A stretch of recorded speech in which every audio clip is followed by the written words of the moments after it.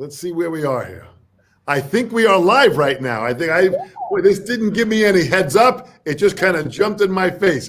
This is fantastic to be back. We're using the ability of being able to go to Facebook and to YouTube channel, so anyone that is there can join us. The Sabian Education Network. Today, I have the great pleasure. Camille Gaynor-Jones, thank you so much for joining me. Thank you for having me, Dom, and Sabian Symbols. It is wonderful. It's great to be here. In more than many ways, you know. COVID free. It's great to be here. COVID free. COVID free. You know, this is a challenging time we're in right now, Camille, and everyone has had to change their game. They've had to change their game from what they're doing as far as how they normally ran their life and how we're running it now. This has been a shift that has been absolutely intense. And as we just talked before this broadcast, you've made some great changes too in all that you're doing, not only in teaching, but in performing. And I want to get to all of that. So thank you so much for joining us. This is fantastic. Thank you for having me, Dom. I got to go back, man. You started playing drums when you were like 11. Right. Now, I've known you for many years. We've done things together. We've done playing together. We've done panels together. I am always impressed. You have this incredible deep groove when you play that is it's like the definition of the pocket. Thank you. It really is. You get right into the core of that music and you lay it down. That is so exciting and so much fun. And I immediately want to start dancing because your feel is always so great. So it works. Starting that young, from what you played like some guitar and piano also, right? And a little violin. Yeah, I started out. Well, I mean, I always wanted drums, but my parents were like, "Girls don't play drums," so you know. And piano was kind of like a tradition in the family. All my grandparents, aunts and uncles, everybody had a piano in the house, so. You know, you took piano lessons. So started taking piano lessons, took guitar lessons. When I was in junior high school, you know, one of the electives that we had to take, we had like violin. So it was like a whole string ensemble. Wow. Playing. And so I actually was playing in the orchestra before I started having a kit. Because I didn't have a kit at home, but I was playing snare drum, timpani, you know, chimes, you know, so you're playing a whole bunch of classical music. They had the classical, they had the orchestra, we had the jazz band, the R&B funk band that played all the cover tunes. Right. So you had piano lab and guitar and violin. So, you know, every time the drummer got the solo, every time we have assembly, the whole assembly would go crazy. It just kind of like, it spoke to me. So I just pursued harassing my parents till I got it set. Well, I'm sure piano, violin, and guitar, I'm sure that all helped you in your overall general musical enhancement. Absolutely. I mean, it helps me as a producer, as a writer, because not only do I go on tour and teach and stuff like that, I produce quite a few records. Yeah. And some remixes and things like that. So, you know, it helped my writing. And it also helps your ear as far as form. You kind of in tuned to the song as opposed to just you know, just rhythmic, you know, playing on your fancy licks. Like playing a song, knowing how to play a song is very important. Especially if you want to work. You don't have to be the flashiest mug, but if you can play music and accompany people, which is your role, this is accompaniment instrument. You will work if you can, you know, lay down a nice carpet for everyone to sit on. If you're musical, you know, good attitude, things like that.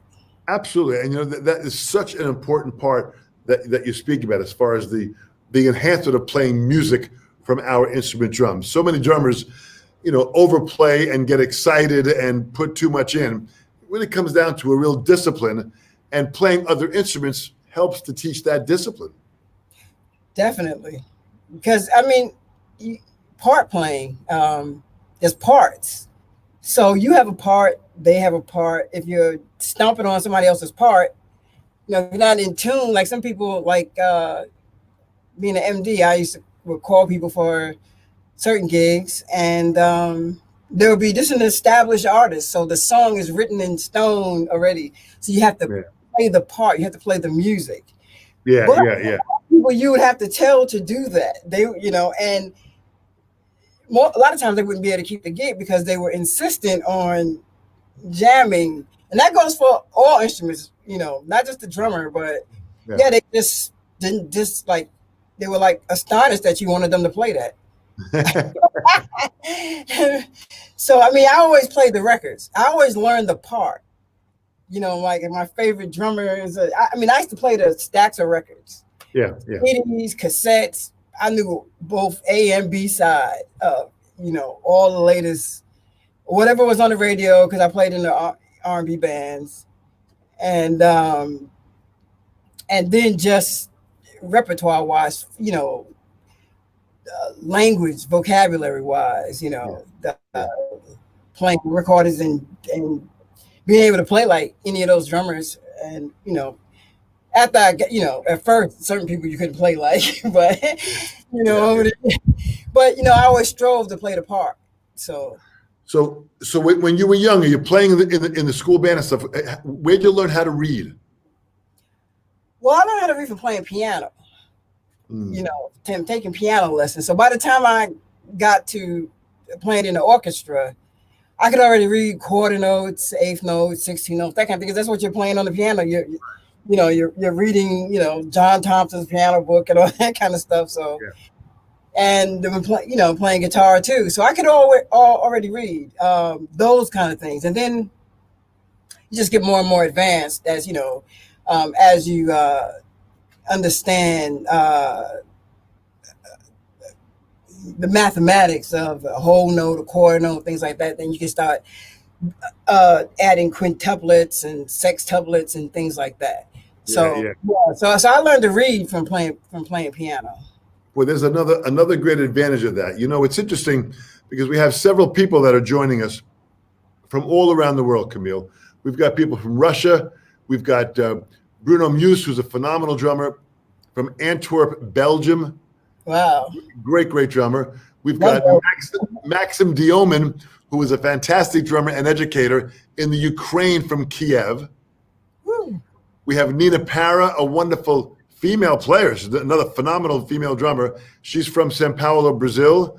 And I was able to interview her, another great drummer. She's joined us. James Harrison, a great drummer who's got a phenomenal snare drum collection, which I always get a kick out of hearing all of his different snare drums. Wow. Artemy Kaur, who is from Moscow, he says, hello from Moscow. And here's someone that he and his wife both join me in a class every week. They are both fantastic. They're playing. It's just their technique, everything here. Papu Irfan is here. Manton Daly is here. It's just so great. Shane Butler from Ireland. So we've got some serious, really good. And Joe Bergamini has joined us here, who is the manager of the SEN program. But I want to go to this first question here, okay? Anthony Kuschina. Yes. Kuschina, Anthony, fantastic. Camille, would you please talk a little bit about your experience studying with Michael Carvin? Oh, well, that's my heart. I was his protege. He took me to all his gigs. Made me sit in. I couldn't swing my way out of a paper bag when they would tear me up on the bandstand. But I'm glad I had all those great experiences. And he was Michael didn't play. He was hard on you. So, and I'm glad, he was. As far as just your sound, the history of the music that we call jazz. And, he was a Motown drummer as well, too. So he, appreciated pocket and things like that. He, them shuffles and that Texas shuffle, he played the hell out of all that stuff, too. Yeah. So, he was a great sight reader and, he made you be on it. He would give me a chart. You never heard the music. He would just count it off. So that helped me, too, to be able to, because a lot of times, a lot of drummers get into just earring their way through the chart. You can tell when somebody, because the hits will go by and they'll miss it. But they got a good enough ear to kind of ear their way through the tune. But when there's no music and there's no, MP3s or anything like that for you to play through, just the charts. Like he might have been playing with Pharoah Sanders or somebody and had brought those charts and just put them up on the stand, let you look through it. You take, have you look through it for the roadmap, see where all the repeat signs, the coders, all that kind of thing was. And then he would count it off, a little slower than, he wouldn't just stomp it off, but he would, great sight reader and great, just a great life coach as far as what to look for in the business. Yeah. I think those things are more important, just how the business itself operates, how to present yourself for a gig, very important, because I was like a little, street kid, I have my sneakers, my Farmer John's sneakers, that was me every day, a sweatsuit, sneakers, so he was like, I gotta get you ready for Carnegie Hall,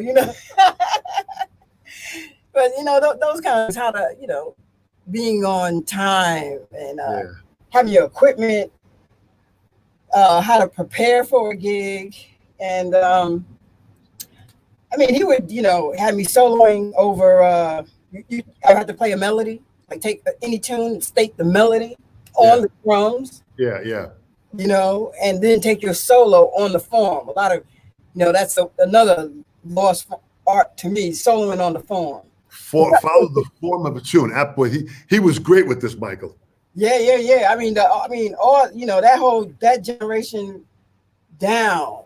The form. You played on the form. So that way people knew where you were at. They didn't have to. You didn't have to stop and go 1, 2, like that. Bam. They could hear when you were winding down the solo and know when to come in. So that helped with my musicality as well, dealing with the melody. So if I'm playing R&B. I would more or less know the lyrics. Right. But get to Michael, making you having melodies and then taking your solo off, with nothing else happening, just only you. And so that really makes you have to also be able to feel 8 and 16 bars, those kind of things, 12 bars, like a blues. So you can feel 12 bars after a while from doing these kind of things. It's not like, it becomes a part of you being able to feel 8 bars. So when people start mixing it up, you're not lost you don't get lost in the sauce. Yeah. So, very, very meticulous with me as far as those kind of things, I had the chance. I had the chance of meeting Michael several times and hearing him play and hanging out with him a few times. And he was old school the way a lot of those old guys were. Yeah, man, he didn't play in the lesson, man. If you didn't have your lesson, he was like, well, that's on you. Give my money. Yeah, they didn't play, man. I'm glad I had that, and it prepared me for, the business. I didn't, and nobody's gonna be nice to you just because you're a woman. Really, they're not. They're gonna, if you can play, they're gonna like you. Yeah. Like some people.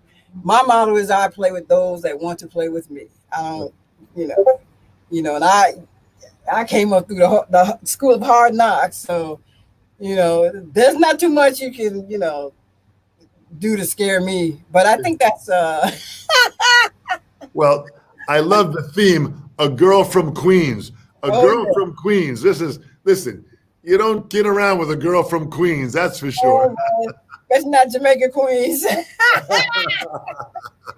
that was a great musical experience. But, like I said, I used to go to all of Michael's gigs. I seen him play with everybody from Dizzy to, Pharoah Sanders, Cecil Bridgewater. Just all the cats. I could go on and on. There's so many people. Wow. Calvin Hill, man. George Coleman, just the cat. And just to be able to sit there. So, just to sit there and listen to him, I was able to hear him play with Pharoah and Cecil. And I'll tell you something, Michael was committed and serious. And like those older players like Max Roach and Art Blakey, there was a commitment in playing that was so deep and so serious. Right. And some of the songs, the form was unique, The form wasn't always, AABA. Yeah, like a lot of Joe Henderson tunes, those forms, the Freddie Hubbard tunes. Those were difficult, and we go to hear them. 20-bar phrases. Yeah, those were really tough forms but he cut through it like it was nothing. And boy, so those are great lessons. Boy, Anthony, great question. Thank you so much. So, I mean, how long were you with Michael? You were hanging out with Michael for many years then, right? From the time I was 19 to today. Wow. Yeah, wow. From 18 to, I think I saw him on the cover of Modern Drummer magazine. Actually, I was at the Professional Percussion Center. Went up there. They had a big picture of him hanging on the wall. Yeah. I had just read about him in the Modern Drummer magazine. So this shout out to Modern Drummer, helped me find my mentor. How great is that? That he was in the magazine, and we were so influenced by Modern Drummer, and still to this day. Listen, Modern Drummer, to me, this magazine is profound in many ways. I show the magazine here. This magazine is still up and going and stronger than ever. And Dave Frangione, the new publisher of the magazine. I'm honored to be in it. I'm thankful on many occasions. But I went up to the Modern Professional Drum Center, and there was a big poster of him hanging up. It said it was Elvin. I think Elvin gave lessons up there too. A few other cats. I took some lessons with Elvin up there. Yeah. Yeah, I mean, that was like just hanging out up there was great because everybody, all the greats used to be there. You'd be there, Jimmy Cobb, may he rest in peace. We just lost Charlie Persip. Yeah. And another great master. Woo, super band. But so I saw his number. I asked the guy behind the counter, I forgot who was working there at the time. I said, hey, how do I get in touch with Michael Carvin? He said, just leave your number and he'll call you. So a couple of days went by and the phone rang, pick up the phone. And I was like, hello? He said, is this Camille Gaynor? I said, yes. He said, Michael Carvin. I was like, oh, that's the way he said it. I was like, oh, let me get on my P's and Q's right now.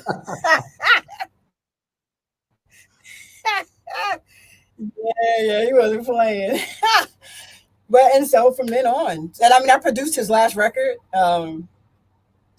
Fast Forward. I produced that, and he's put me, like, whenever he gets sessions, he'll have me play drums on the sessions, and so yeah, I was his protege. Boy, how fast! Anytime I could just go to set up his drums and practice. Well, you then went on. So you were studying with Michael. So when you went to Brooklyn College, Long Island University, you got a full scholarship there. Was that at the time you were studying with Michael? That was like a time I was still studying with Michael, but then I got to study with Keith Copeland as well, who lived in my neighborhood. That I want to talk about that. Keith was the next guy. Keith was another phenomenal name. I want everyone that's listening to hear these names and understand the depth of these players for sure. Yeah, I mean, Keith was incredible. I mean, he played with the Billy Taylor trio. Yeah. And countless others. But he was a real stickler, like, with the metronome. Oh, man. And, they didn't have all those fancy metronomes they got nowadays. You just get that click with that black one with the light on it. Man, yeah. We used to go through, there was a snare drum book. Well, Anthony Cerrone's Portraits and Rhythms. Correct, yeah. And there was another one. Actually, I have it right over there. I wouldn't mind showing it. Yeah. From the kit. Would you like to see it? Yes, go get the book. I want everyone to see these books. These are the books that Camille went through. And listen, Michael Carvin and Keith Copeland, these guys were serious teachers. I knew both of them many, many years ago. And these guys would swing when they played, and they knew the history of drumming. They knew players. And I'd go into New York several times from where I lived on Long Island and go hear Keith play or go hear Michael play. And it was always just a very deep performance. So what books you had here? What do you got? Well, this was the book I used to study with Keith Copeland. And when I was back in the day, I had a fire in my house, but this book I managed to save because good for you. Yeah, so we used to play the duets in this book. This is a great book as far as touch. Who wrote that book? Charles Memphis. Charles Memphis. Isn't that interesting? Yeah, that's a great book. Is that book still in print? Yeah, I think you can still get it. You see some of it. Wow. It took a lot of odd meter reading, accented roles. Wow, cool stuff. Very, very cool stuff. So that's something that Keith would take you through? Yeah, and he also had his own book to study out of this one too. I remember his book. Yeah. Yeah. Yeah. Boy, how great, man. Just to have these. So you were when you were studying at Long Island University in Brooklyn, Right. were you taking private lessons also, or were you just focusing on the school? I could take. That's why I was able to study with Keith. I was taking private lessons with Keith. Nice. And you got a certain amount of lessons through the school. So I wanted to, study with Keith. And he lived right in my neighborhood. He was real nice, really, really great teacher, great person. He let me hold his rosewood marimba. There was some pieces I had to get together. Yeah. That marimba. I mean, and those are very, very expensive. I don't even think they make them anymore. Like the real rosewood keys. Yeah. Yeah. Real sweet cat. Real just a lovable person, man. Was there drum set playing? There was a kid in the room. Were you playing some drum set stuff? Were you doing some reading stuff, or a combination of all of it? And it was a combination of everything. You did everything. You played tunes. He had, like, in his book, a lot of independence exercises, sambas. So let's see. He had a little bit of something, everything. Bossa novas, triplets. I was kind of already playing these kind of things, like, because I went through advanced techniques from Modern Drummer. Yeah. So, that was the book that Michael would like to teach out of, as well as syncopation. He had a whole thing to do. That was the Chapin book. That was this one here. Yeah. Yep. We should use that, and also syncopation. So we had a whole thing he taught me. Yeah. Which how you learn to short and long theory. Yeah. From the syncopated exercises 1 through 9, 10. We did this short and long theory, where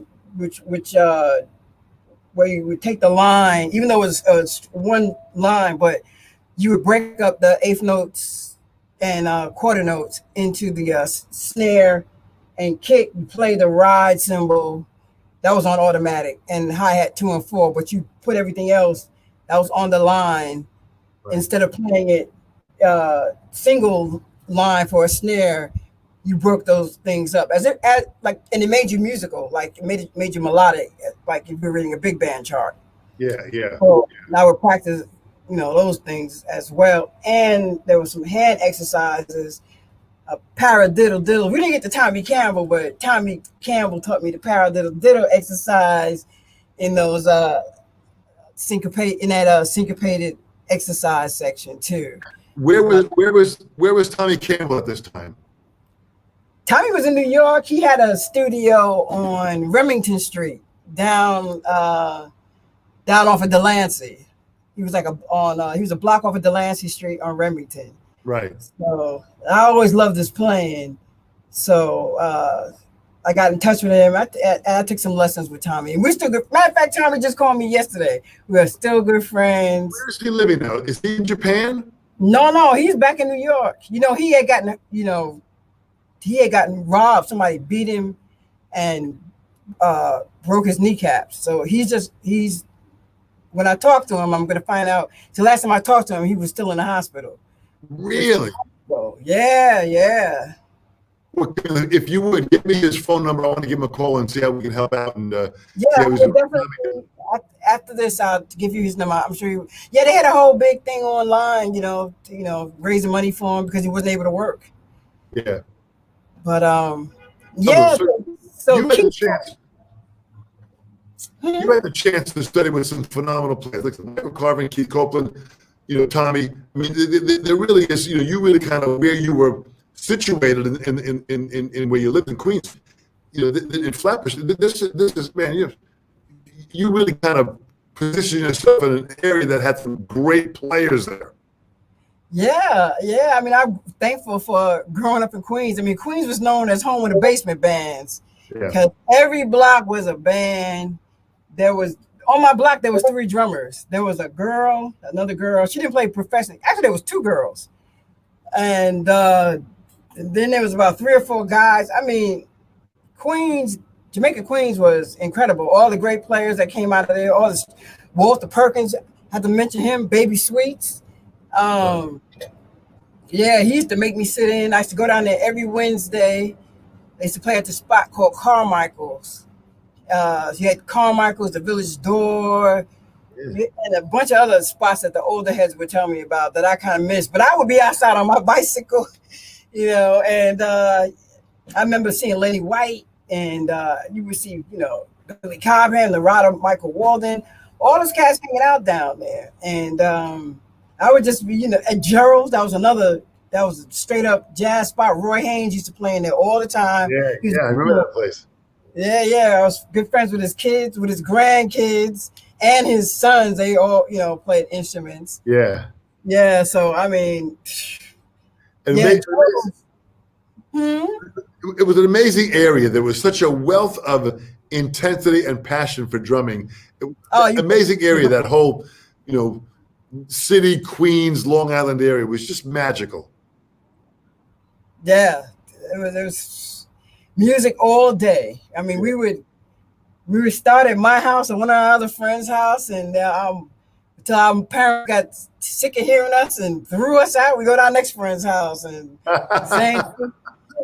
Or we a lot of block parties were a big thing too in Jamaica, Queens. Or we used to have to battle the DJs, the R&B bands, So, we had our equipment too. So you had to, because the DJ, if you wasn't playing anything that people liked, the DJ would turn up on you and blast you out. So we would have our sound system too, because you had to compete with the DJ, and the crowd would run back and forth between who was ever playing the hottest, latest song on the radio or whatever. So what a time. There was such excitement years ago but there was so much playing. We have people that have joined us. Steve Fraxel is from Michigan. My gosh, we have Rafa Martins is from Brazil. John Wilson, a wonderful, phenomenal player and teacher in the Midwest. We have Simon Bajari, who originally from Denmark, is joining us from upstate New York. Guy Belson from Louisiana, who was in the band Zebra, who still is performing and doing this thing. Another phenomenal. Jim Royal from Connecticut. Dave Lewitt from New York. Look at these guys. I want to go back to a question that Joe Bergamini has over here, which I think is pretty cool. Camille, now that you were learning from all these guys, you started teaching. So can you talk about your classes at the collective, and what do you focus on, and how do you approach the college level type classes as opposed to your private lessons? How do you balance private lessons with what you do with the collective? Okay, well, I teach private lessons. I also teach the hip hop and the gospel course. Yeah. So sometimes I have 15 students, but not all at the same time. I have 5. We'll break it up. 5 2-hour classes. 5 students per 2-hour class. Right. I'm usually teaching it. I teach the history first, which I feel is very important. History of the music, and then I get into the songs, because a lot of people think, especially dealing with gospel, they think that it's chops. I always say to the students the first day that this is gospel music class, not gospel chops. Yeah, good for So you. they're taking taking everybody shedding, trading 4s, 8s, or whatever. Like, that's what the music. You could never play with a professional gospel artist playing it like that. If you listen to any other cats, they don't play like that on the recordings. Yeah. So I kind of dispel all of that too, because everybody kind of comes wanting to do all of that, and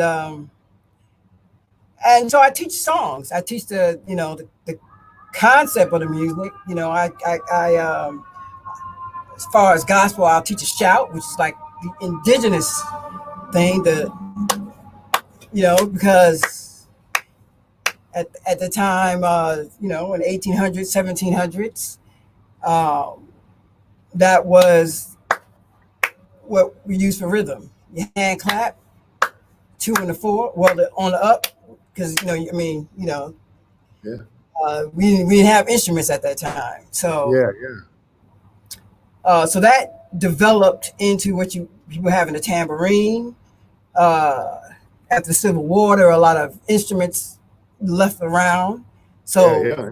that were portable. You couldn't carry around a piano, so a lot of stuff had guitar, banjo, and because they were like traveling minstrels. The church was wherever you could set up church. Right. So Yeah. travel land from country to country. I mean, state to state, region to region. With a banjo or tambourines and things. So that's what I teach the shout, which is the most indigenous of the church beats. Everything else, the modern church that we have, comes from funk, R&B, funk, and fusion. Yeah. So I pick a song from each era. From say that we might do some. We'll do a shout. We'll do a tune that's more maybe 4 on the floor pocket. Yeah. Something with a little bit more hits or real. We do a real fast shout though. Hezekiah Walker tune, and a nice grooving tune. Hezekiah Walker has some really funky stuff that I like. One of my favorite drummers, Pocket, straight up. Jeff Buckley, from Brooklyn. So, I teach those different idioms. So you get to play a different style of gospel music. And that hopefully spark your interest, and you'll go and check out some of this, some of the great music, some of the great drummers.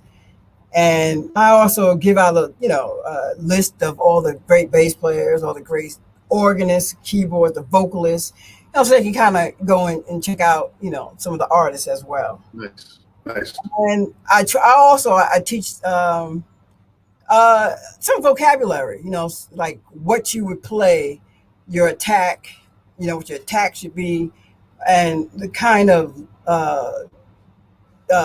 vocabulary, your setups. I'm into setups, into sections, going from the big intro, 'cause a lot of times there's a big intro in gospel, into the verse, what you would play, bringing it down, building the song up, till you get to the section what we call the drive, where you're at maximum volume, and then that to me is where you going into different parts is where you want to play certain licks and things. So I try to explain how to end a song, because a lot of people don't know how to end a song, how to get in and out of it. You're giving them a complete picture of music in the process of what's happening. I mean, how to really play music, which is really what they need to have. Right. That's why I always say you're not gonna work just playing licks. You'll be in your basement or wherever, your practice room with your friends, but that won't get you on the stage. Big time. That's Joe. Thanks so much. So Camille, you're doing this online thing now, as we're all doing. We're all having a challenge with where the gigs are at. So you're teaching online now. How are you dealing with teaching online? Oh, I like it. I enjoy it. I usually I'll use an interface to try to kind of so there won't be so much overload. I use a mic and headphones, and I send out the lesson before the music and the charts for the tunes that we're playing. Interesting. And there's also a performance of me playing the songs, so they can get some ideas with that. There's also and when I grade them, since I can't, typically at the end of the semester, I bring in a rhythm section for whatever the style is, and they have to play with the rhythm section, and I grade them for that. But nice. Since we're not able to do that, they use the instrumentals of the band, and they play to them, and I grade that. Okay, good. So, and yeah, I mean, I really, I get to really get, personalize, even though I have a couple of students in each, in each class, but I try to, spend time with people, and try to pinpoint exactly what they need.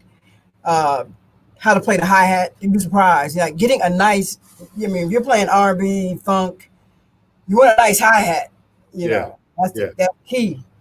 Nice hi-hat, you know, not just chomping away on, you know, you got to have a, I mean, there's a place for that, but then, you know, the thing is the sweetness on the hi-hat, you know, how to play the hi-hat, between the relationship with the kick and the snare drum, and not so much dribbling, just like knowing the errors of R&B, funk, hip hop, soul music, not so much the, you know, some people in modern style of gospel do a lot of dribbling. I'm like, you want to think more like if you were a drum machine, not too much, not a lot of ghosting, not like in the 70s or the 60s, different era of drumming. And I mean, you can do that kind of thing, but not constantly, because some people do it because they don't have good time.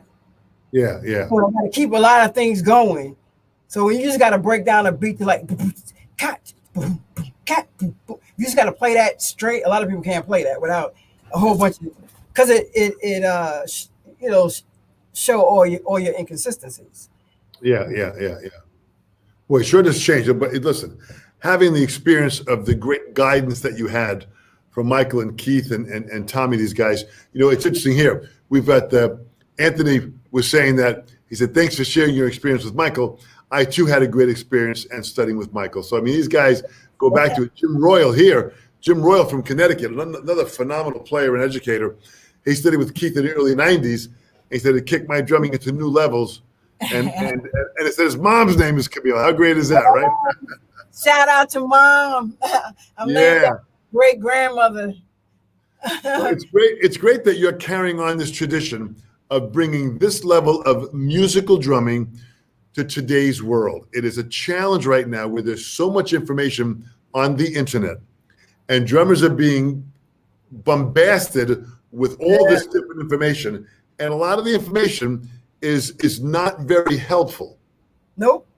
So because it's not very helpful, they're being influenced in a way that's not necessarily going to bring them success to their drumming career. So that's why having an educator like yourself, Camille, is a huge, I tell everybody, if they get a chance to study with you, track down Camille. I'll give you all the information. Track her down, email her. You can go to Camille, I think it's CamilleGainerJones.com is your website?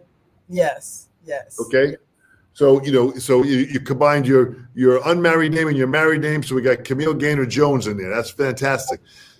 So with that, that's really the core of a lot of this, you know, this real foundational drumming, going through the right books, being able to go through the books well enough so you understand what's going to prepare you to be a musical player. Yes. This is a deep connection. Now, you mentioned getting a good hi-hat sound. What Sabian hats are you using? Oh, okay. I'm about to pull out my secrets. What do you got there? Okay, let's see. Well, this one I kind of made. I use this on my gig, like when I'm doing like my fusion band, and also on a lot of hip hop gigs or gigs that are like more open. So what I did was I took one of the old Sabians, the octagon. They don't even make these anymore, right? Octagon, absolute 8-sided symbol, yes. And then I took a Arrow 16-inch crash. Oh man. And I made a set of hats. So, you know, that's like my secret weapon on my gigs and a lot of recent recordings. And for regular, you know, just regular R&B gigs, or even and I use these on straight ahead gigs sometimes so that I get real dark sound. Yeah. Let's see. Pulling out my stash. I like 13s. So. Oh, nice. 13-inch cymbals. That's nice. The 13s are fast and sharp, right? Yeah, these are my 13 groove hats. I use these on straight ahead gigs and R&B, funk gigs, fusion. If it's not, you know, I use the other ones like with like a real eclectic type of gig. But if I had to just like get a nice kick and a nice sizzle out of the hi-hats, these are what I use. Wow. Wow, that's fantastic. So and what hi-hat sound. So your hi-hat sounds so, boy, you're really experimental. You'll mix things up and you'll do whatever you need to get the sound that you want. I love that. Yep. So I got a few other, special effects. A chopper I use. Let's see. I like to use this cymbal. I use this on a lot of straight ahead gigs, and it's good for fusion too. Because this is the Paragon, I believe. Is that what it's called? The Pandora. This is a Pandora HH22. Wow. Real tight sound. You could really, what I really love about this cymbal, you can dig in and it doesn't overpower the band, and you still get the stick. I use this I had a straight ahead gig this past Saturday. So I used this baby, and So you played a gig at a club? Is that where you went Saturday? yeah, it was a club, but the audience was outside, typically at places called Sister's Place, well-known jazz club in Brooklyn.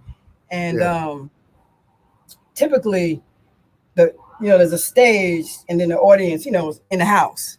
But this time, because of COVID, they took the window out, took the glass out. The band was facing out towards the street. They had tables and things set up in the street, and the sound. So it was real nice. It was beautiful. Wow, cool. So did you have to wear masks, or were you distanced apart? I had a mask on. It's really hard to play drums with a mask on, especially outside. Yeah. Oh boy. It's definitely, because then the mask starts, like every time you breathe, the mask starts.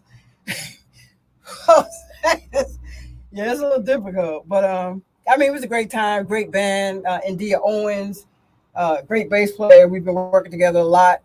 We was on a Diana Ross tour together for opening up with Rhonda Ross, Diana's daughter, and so she does the Steve Colbert show. And then a great keyboard player, Donald Brown's son, Keith Brown, on piano. So we was putting the pots on in there. I got some clips I'm going to put up. We had a great time. And that's fantastic. I also use this Legacy Crash 17. I use this on whatever style. Isn't that beautiful? Yeah, I try to find cymbals that I can use on, my main cymbals I use on both styles that I play. R&B, funk, straight ahead. I'm a big Ozone, so I have the AAXs and the HHX. I use those a lot. Actually, I have some cracked ones that I'm gonna do something special with. It's an Ozone. That's a beautiful cymbal. Wow. Yeah, I love those. They're like some of my favorites.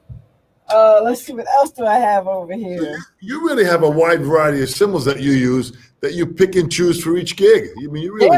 Yeah, definitely. Especially like the crashes, the rides and things. There's a few rides I'll use. Let's see.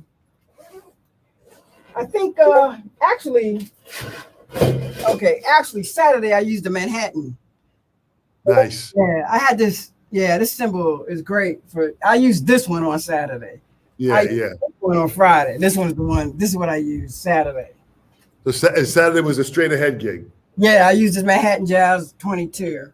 Yeah.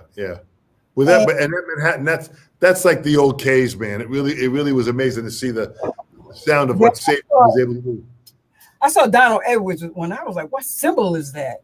Yeah. He was like, "This is Manhattan Sabian." I called the next day.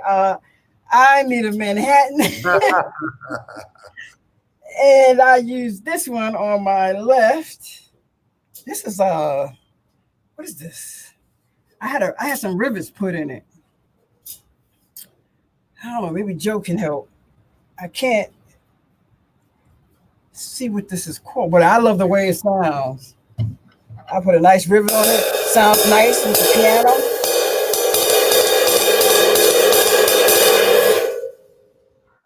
Nice. It had the scissors. I had like 3 rivets put in it. Boy, that is beautiful. Camille, you really have kind of customized your sound, which Sabian is so good about. They make such a wide variety of stuff that you can really pick and choose the sounds that you want. But you've got a real good bank of of cymbals there that you can have a variety of sounds that you want. Yeah. When I do a record date, I usually take them all. Yeah. Depends on, and I'll swap them out, let's see. I like this crash too, the stage crash. I use that. Actually, I use that on Saturday too. It's HHX. It sounded really nice on the gig. What size is that? This is a 16. See, I've got a 16 HHX also, a stage. It's a glassy, clean sound that it hits this peak and it's out of the picture. Absolutely. Yeah, that's how I like my cymbals. I don't like them. Yeah. You can still hear it on the next 16 bars. No. Well, that's also what's great about the guys at Sabian. Mark Love and these guys, Peter Stairs, these guys have fantastic ears to be able to hear what they're doing. And Christian Stanke is another one that just has great ears to hear and work with artists. What's that one? Chopper. Chopper, yeah, I can see. Yes, I love it. I have a bigger one too. I have a 10-inch. I love these, and I have some. What do you call those? They're like rings. I should have brought them up from downstairs. Yeah. So with the wide variety that you had mentioned that you just did aside from virtual teaching, you did a virtual gig recently. Yeah, that was. How did that go? What was that like? It was a lot of fun. It was an interesting process because it was like, my friend that called me for it, he went out and got all these cameras. Like I was saying, his basement, the way his basement was set up, because that's how we usually do a bunch of library gigs, right? All over, Long Island, Brooklyn, and Queens. He's kind of in that circuit, so he calls. We do certain music, present a program, for the students there, or it's a mixed crowd. So it's the public library, but they want to continue doing the series. So he came up with the concept of doing the virtual gig, which was like he had cameras in each room.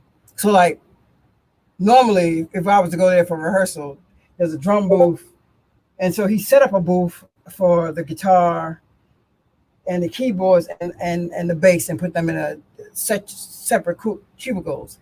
And we had separate cameras where we could all see each other, and the people viewing could see each of us, on like how we look on the screen, the whole band looked like that on the screen. Yeah. Then I guess they had some type of feed or a link or whatever that was going to the library where they broadcasted. It was something like 10,000 people watching. It was a lot of people. How incredible. So, but it's always dependent on the mics you have, the cameras you have, the internet connection you have. If there's any kind of latency, there's always a variety of challenges. When it works, it really is 21st century. Yeah, the best is always to pre-record it. Yeah. You're not dealing with different signals and volume and you don't have to mix. You got to try to. The thing is, the signal that you're getting, like coming through his board, is not necessarily what people are hearing. That are listening to the broadcast. So when you do when you pre-record it, that eliminates all of that. Right. A lot of things that it's so new. It's like you're not in control of unless you got some really. And he bought a pretty good system, but the problem is what the audience is using to listen to you on. Right. That's where the problem comes. So it's kind of like a network like television. They have the stuff is so high end. Everybody, no matter what your internet is, you're gonna get the same thing.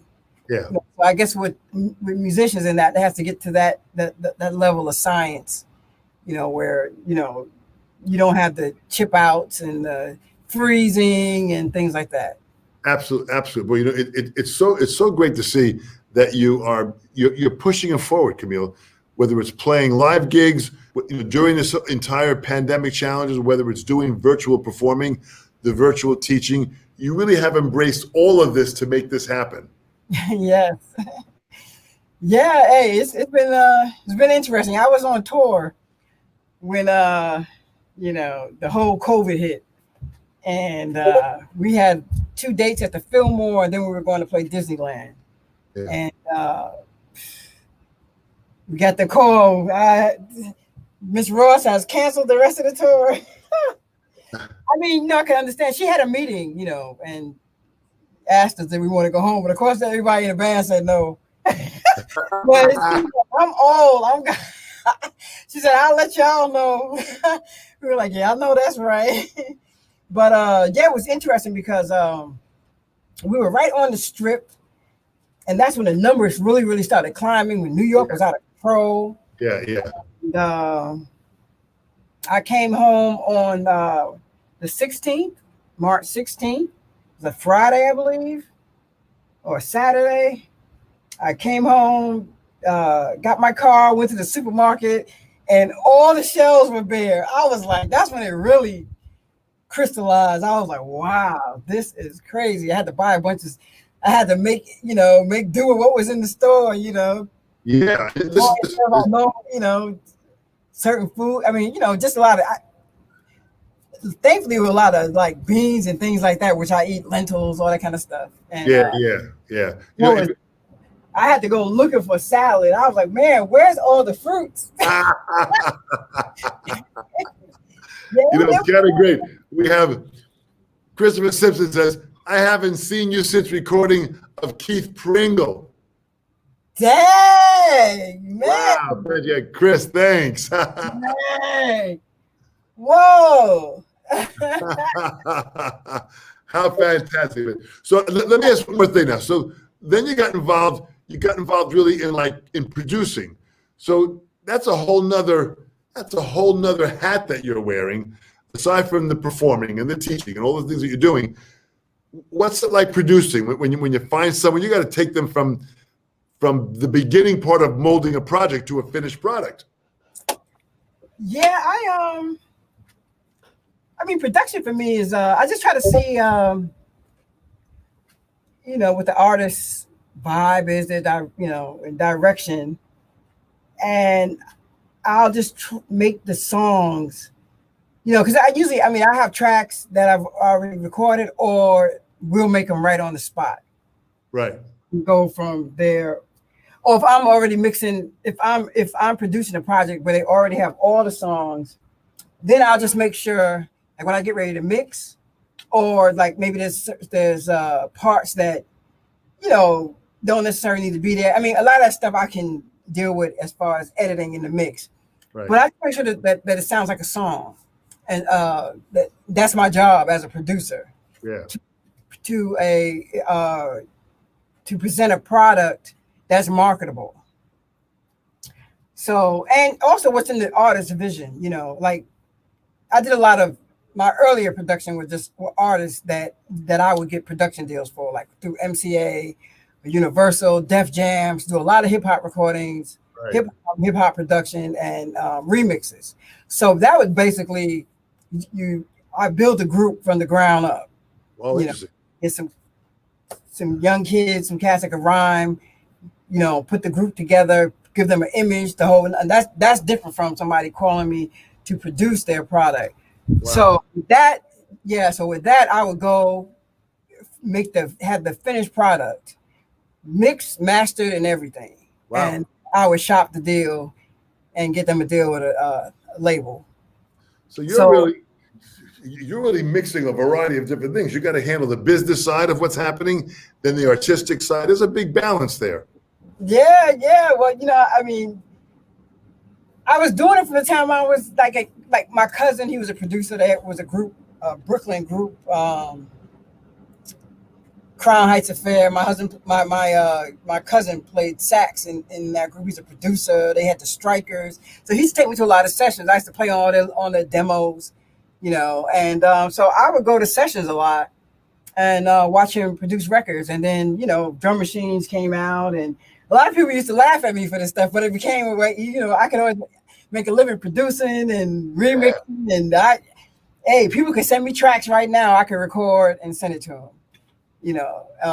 I can record the drums here, bam, or whatever. So, I mean, hip hop was big at that time. I mean, it was just getting big. It was just forming. Totally. Yeah, yeah, yeah, yeah. So a lot of musicians used to laugh at it. But, when I had a drum machine, like I had a DMX, I had all the Rolands, the TR, the 707s, the 727s, the 606, the 505s. So I could program all this stuff, And I used to practice to them too. I used to program beats, and it taught me a lot about especially in hip hop. You're using some tradition. Earlier, the sounds were more traditional sounding, but there's also untraditional sounds. Taking a part that might not necessarily be a hi-hat part and playing that as the hi-hat. It might be a shaker, things like that. So all that stuff helped me as a producer, because I was interested. I had a lot of friends that went from, and also I had friends that went from playing instruments to DJing and producing. And they used to always call me for sessions, and I would go to a lot of parties. I used to go to all those crazy parties, like the yeah. So Just to hear music, just to see what was making people dance too. That's important as a drummer. Yeah, so you're doing some serious research. You're networking. You're doing the research to find out what's selling, what's moving these people. You're bringing that back to the studio. Listen, I give you a lot of credit for doing that level of study of any area. And so the producing is a whole nother world. Yeah. As is learning our craft, as is teaching, as is performing. There's a lot of different areas that you're handling, which is so great. Boy, Camille, I'm so impressed. Every time I get together with you, I'm so impressed with your knowledge, with your passion for music, with just your way of pushing this forward in the art form. You're constantly trying to discover new things. I love that about you. Yeah, that's why I'm adventurous. I love playing music. I love new things. I love learning new things. And it helped me as far as like programming. Like when I do gigs, people call me for gigs, I can program. I can program that show. I know how to get sounds for my, my pads and things like that. I can listen to a particular drum sound and say where it came from. I have, all the recordings from back before they started putting it in machines. You used to have to chop that stuff up yourself. Yeah. But nowadays, it's easier. But I know exactly where those snares come from, because it's just like a note. It's like people can, they know what key something is in. I know where that hi-hat sound came from. Yeah. That are used on, certain, pop records and hip hop and R&B records. So that helped me in that way, like how to put sounds together, knowing how to, that's a whole nother thing too. Sounds, like absolutely putting that stuff on the pads, and that's not only a drumistic research as a drumming thing, but also in the producing part of it, knowing those sounds. That's also very, very helpful. So you found a real amazing balance in all this here too, which is really very impressive. I always thank Joe Bergamini for organizing and managing the SEN program, that we have this ability of being able to track down people like yourself and bring you on. And I love my Thursdays at 2 p.m. We've got people here. Here's someone, check this out, from Odessa, Ukraine. What's going on? Evgeny from Odessa, Ukraine. That's in the southern part of the Ukraine, the south. So you've got people globally here that really have listened to what you're saying, and you've got some great people on the YouTube channel and, of course, on Sabian's Facebook page. But I always thank Sabian for allowing us to have this opportunity to have a spotlight of an educator and performer like yourself, to be able to inform people what's happening. You mentioned some great drum books. You mentioned some great teachers. You really are doing it, Camille. It's really fantastic. Thank you for having me. Dom, hey. I learned a lot from you over the years, watching you, your presentations, pristine, always fun and engaging. So people around me. I surround myself with people like yourself, and that's where the inspiration comes in, man. Believe me, I've stolen more from you than you realize, absolutely, for sure. No. Hey, man, you're quite the businessman yourself there. Hey, I'm taking notes. Well, this is the part of the magic of all. If we want to survive, we have to step into a whole nother world of what this challenge of this pandemic is giving us. Embracing listen, embracing the changes is important. You're doing that. I'm doing that. And those that embrace the changes learn and grow, and we move to this next level of wherever it's going to deliver us to, but then we're prepared for it. Yes, absolutely. You have to embrace technology. Yeah. You have to embrace technology. I know people that don't, even use social media. I mean, that's a great way to, reach out to people and keep them informed of what you're doing. So if you have to utilize the tools that we have. Absolutely. Well, again, your Facebook page and all your different social media stuff, CamilleGaynorJones.com, your website. I ask everyone to go there and check it out. Any information you have, you can contact Camille from there. Camille, thank you so much on behalf of Sabian Symbols that are allowing us to have this opportunity. Joe Bergamini, all the people, this is fantastic. Camille, thank you so much. Thank you, Dom. Thank you, Joe. Thank you, Sabian. It's an honor. Keep it posted. We'll be in touch, all right? Thanks so much. Thanks, everyone, for tuning in. Thanks, dear. We'll touch base soon. All right. Bye-bye. Bye-bye.